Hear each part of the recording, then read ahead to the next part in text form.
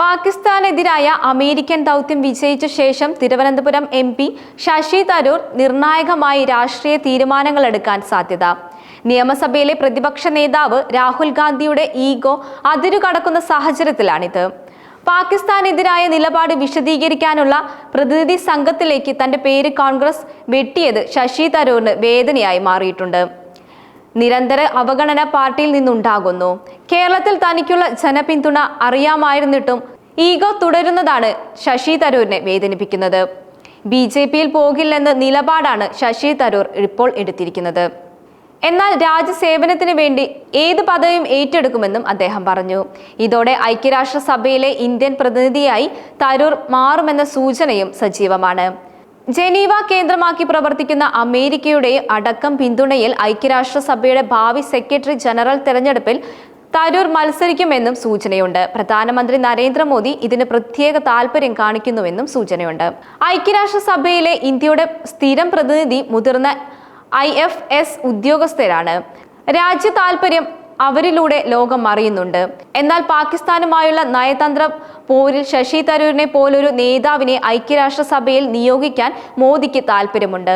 ഇതിലൂടെ കൂടുതൽ ഉച്ചത്തിൽ ഇന്ത്യൻ ശബ്ദം UN-ൽ മുഴങ്ങും.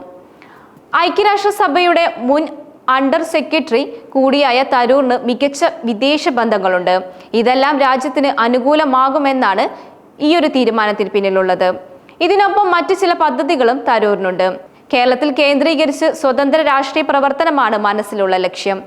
വികസനത്തിൽ ഊന്നിയുള്ള നിലപാട് വിശദീകരണത്തിലൂടെ കേരളത്തിൽ നിറയുകയാണ് ലക്ഷ്യം. കോൺഗ്രസ് പ്രവർത്തക സമിതി അംഗമായിട്ടും കേരളത്തിലെ കോൺഗ്രസിന് ആരും തരൂരിനെ മുഖവിലക്കെടുക്കുന്നില്ല. കോൺഗ്രസ് പ്രവർത്തക സമിതി അംഗമായിട്ടും കേരളത്തിലെ കോൺഗ്രസിലും ആരും തരൂരിനെ മുഖവിലക്ക് എടുക്കുന്നില്ല. ഒന്ന് കൂടിയാലോചനയ്ക്ക് പോലും വിളിക്കുന്നില്ല.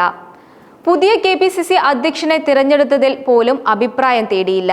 ഉയർത്തിക്കാട്ടിയാൽ തരൂർ മുഖ്യമന്ത്രിയായി മാറുമോ എന്ന ആശങ്കയാണ് ഇതിന് കാരണം. ഈ സാഹചര്യത്തിലാണ് തരൂർ മറുവഴി ആലോചിക്കുന്നത്. പാകിസ്ഥാൻ വിഷയത്തിലെ ഭിന്നതകൾ കാരണം കോൺഗ്രസിൽ ഈഗോ ശക്തമാവുകയാണ്.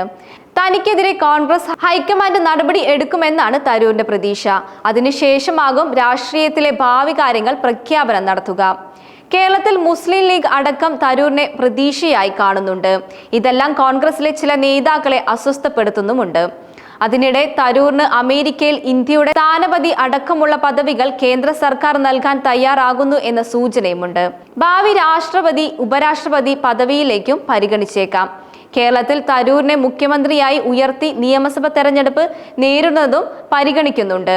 എന്നാൽ BJP പാളത്തിലേക്ക് പോയാൽ ആഗോളതലത്തിൽ ഉയർത്തിപ്പിടിക്കുന്ന തന്റെ മതേതര മുഖത്തിന് എന്തു സംഭവിക്കുമെന്ന ആശങ്ക തരൂരിനുണ്ടെന്നും റിപ്പോർട്ടുണ്ട്.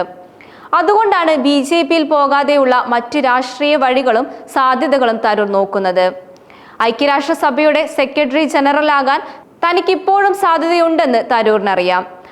അതുകൊണ്ട് തന്നെ രാഷ്ട്രീയത്തിന് അപ്പുറം നയതന്ത്ര മികവിലൂടെ രാജ്യ താല്പര്യം ഉയർത്തിപ്പിടിക്കാനാണ് തരൂർ ശ്രമിക്കുന്നത്.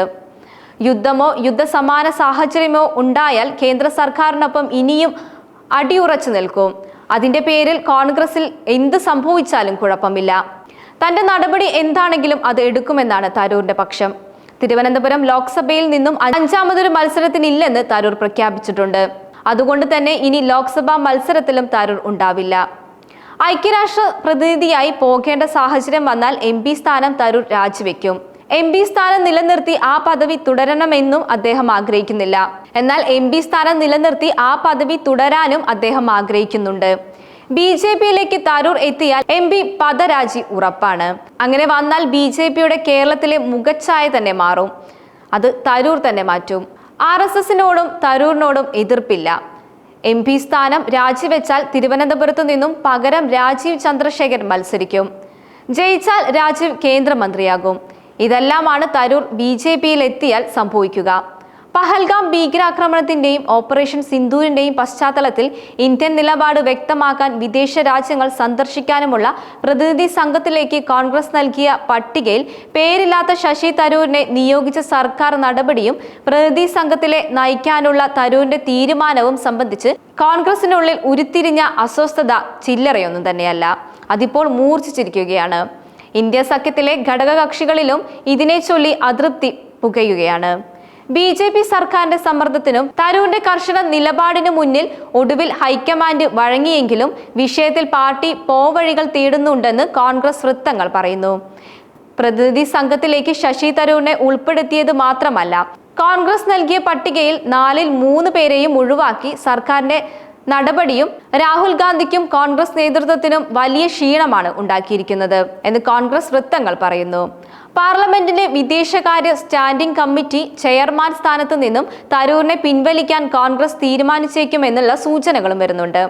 നടപടിക്രമങ്ങൾക്കനുസരിച്ച് ഒരു പാർട്ടിക്ക് നിലവിൽ ആ സ്ഥാനത്തുള്ള MP മാറ്റി മറ്റൊരാളെ നാമനിർദ്ദേശം ചെയ്യാം, അല്ലെങ്കിൽ MP രാജിവെക്കാൻ ആവശ്യപ്പെടാം. ഇതൊന്നുമല്ലെങ്കിൽ ഇതിലേതെങ്കിലും ഒന്ന് ചെയ്തേക്കുമെന്നാണ് ഹൈക്കമാൻഡുമായി അടുത്തുള്ള വൃത്തങ്ങൾ സൂചിപ്പിക്കുന്നത്. വിദേശകാര്യ സ്റ്റാൻഡിംഗ് കമ്മിറ്റി അധ്യക്ഷ സ്ഥാനത്ത് നിന്നും തരൂരിനെ നീക്കാനുള്ള ശ്രമം വേഗത്തിൽ വിജയിപ്പിക്കാനും സാധ്യതയുണ്ട്. കാരണം ഇപ്പോഴത്തെ രാഷ്ട്രീയ സാഹചര്യത്തിൽ കോൺഗ്രസിന്റെ ആവശ്യങ്ങൾക്ക് മോദി സർക്കാർ വഴങ്ങാനുള്ള സാധ്യത കുറവാണ്. തരൂർ വിഷയത്തിൽ പാർലമെന്റിൽ ഭിന്നത ഉണ്ടാകുമെന്ന് മുൻകൂട്ടി കണ്ട് കേരളത്തിലെ കോൺഗ്രസ് നേതാക്കൾ പാർട്ടി അച്ചടക്കം സംബന്ധിച്ച് പ്രസ്താവനകൾ നടത്താനും തുടങ്ങിയിട്ടുണ്ട്. തരൂരിന്റെ കാര്യത്തിൽ ഒരു വിട്ടുവീഴ്ചയും പാർട്ടി ചെയ്യില്ലെന്ന സന്ദേശം ഹൈക്കമാൻഡ് കേരളത്തിലെ നേതാക്കൾക്ക് നൽകിയിട്ടുണ്ടെന്നാണ് റിപ്പോർട്ട്. അതേസമയം തരൂർ ഏത് പ്രതികാര നടപടിയെയും നേരിടാൻ തയ്യാറാണെന്നും വ്യക്തമാക്കിയിട്ടുണ്ട്. കോൺഗ്രസ് നേതൃത്വത്തിന്റെ പ്രവർത്തന രീതിയിലും ചില കേന്ദ്രങ്ങളിൽ നിന്നുള്ള ഏകപക്ഷീയമായ തീരുമാനങ്ങളിലും നീരസം പുലർത്തുന്ന കേരളത്തിലെ നിരവധി നേതാക്കൾ തരൂരുമായി ബന്ധപ്പെട്ടിട്ടുണ്ട്.